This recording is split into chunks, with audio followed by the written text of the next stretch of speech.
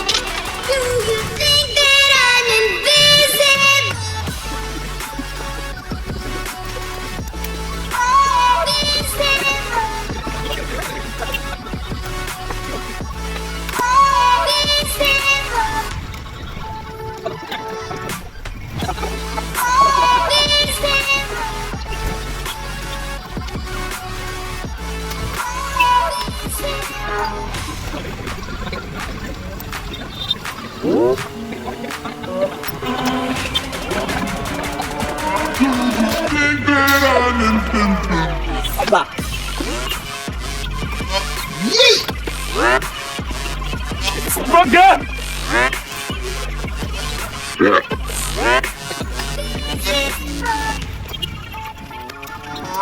Yeah.